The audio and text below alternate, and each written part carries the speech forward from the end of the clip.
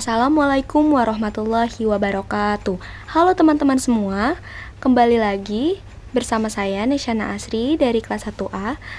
Pada kesempatan kali ini, kita akan membahas topik yang sangat menarik dan penting tentang kekuasaan dan legitimasi agama.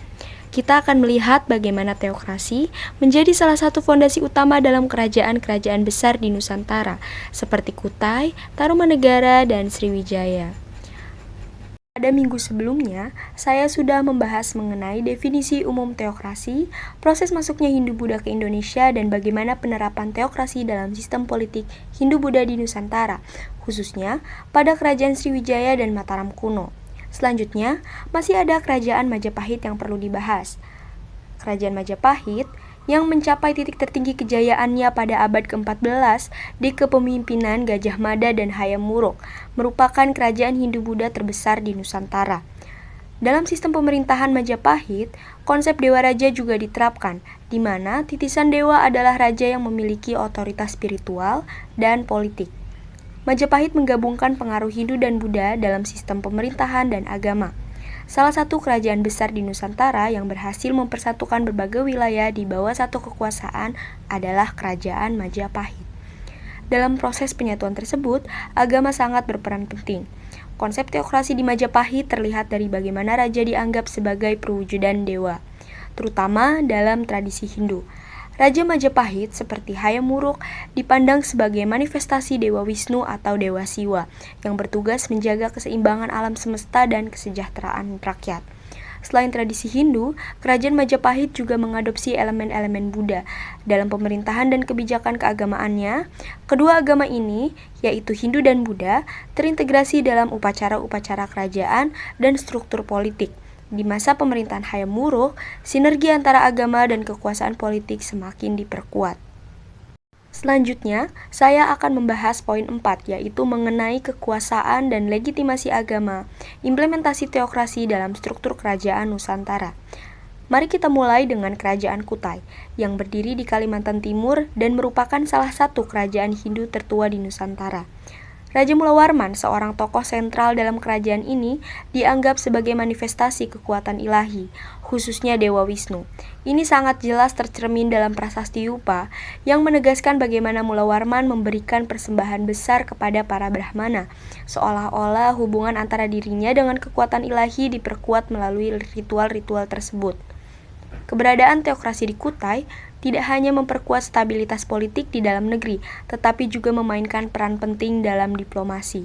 Hubungan erat antara kekuasaan politik dan agama memungkinkan Kutai membangun hubungan diplomatik dengan kerajaan-kerajaan Hindu lainnya, khususnya di India. Sebagai hasilnya, kerajaan ini mendapatkan legitimasi spiritual yang diakui tidak hanya oleh rakyatnya sendiri, tetapi juga oleh komunitas internasional pada zamannya. Teokrasi ini menjadikan raja sebagai figur pemersatu dalam menjaga keseimbangan spiritual dan politik di dalam kerajaan. Selanjutnya, kita beralih ke Kerajaan Tarumanegara yang dipimpin oleh Raja Purnawarman. Sama seperti di Kutai, di Tarumanegara, raja juga dianggap sebagai titisan dari Dewa Hindu, khususnya Dewa Wisnu. Dalam Prasasti Tugu, disebutkan bahwa Purnawarman menerima berkah ilahi yang meneguhkan statusnya sebagai pemimpin spiritual dan politik. Pandangan bahwa raja adalah manifestasi dari kekuatan ilahi memberikan legitimasi penuh bagi Purnawarman dalam mengambil keputusan, baik di bidang politik maupun ekonomi. Kegiatan-kegiatan besar seperti pembangunan saluran air untuk irigasi seringkali dianggap sebagai wujud dari restu ilahi yang diterima oleh raja. Dengan kepercayaan spiritual ini, rakyat mendukung penuh kebijakan raja dan hal ini membawa stabilitas politik yang lebih kuat. Selain itu, pengaruh agama juga memainkan peran kunci dalam hubungan diplomasi Tarumanegara dengan kerajaan Hindu lainnya, khususnya di Asia Selatan. Hubungan ini tidak hanya memperkuat posisi kerajaan di tingkat internasional, tetapi juga membantu stabilitas politik dan sosial di dalam negeri.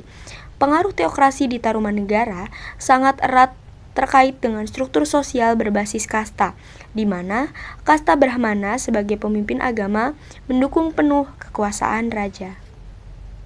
Kemudian ada Kerajaan Sriwijaya. Kerajaan Sriwijaya adalah contoh lain dari bagaimana teokrasi menjadi landasan utama kekuasaan di Nusantara. Raja-raja Sriwijaya tidak hanya memegang kendali politik, tetapi juga menjadi pelindung agama Buddha. Mereka memainkan peran penting dalam menyebarkan ajaran Buddha di Asia Tenggara. Dan hal ini semakin memperkuat pengaruh kerajaan dalam ranah spiritual dan diplomasi. Sriwijaya sangat dikenal sebagai pusat kekuatan maritim yang berpengaruh dan peran agama dalam diplomasi sangatlah penting. Hubungan erat antara Sriwijaya dengan pusat-pusat Buddhis di Tiongkok dan India tidak hanya meningkatkan status spiritual raja, tetapi juga memperluas pengaruh politik kerajaan ini. Vihara-vihara besar yang dibangun di wilayah Sriwijaya menjadi simbol kekuatan spiritual yang melengkapi kekuatan politik. Selain itu, agama Buddha juga berperan dalam menjaga stabilitas domestik di Sriwijaya. Raja-raja seringkali melakukan ritual dan kegiatan keagamaan untuk memperkuat legitimasi kekuasaan mereka. Dukungan dari kalangan Buddhis memberikan kekuatan lebih bagi raja dalam memerintah wilayah yang sangat luas dan sangat beragam.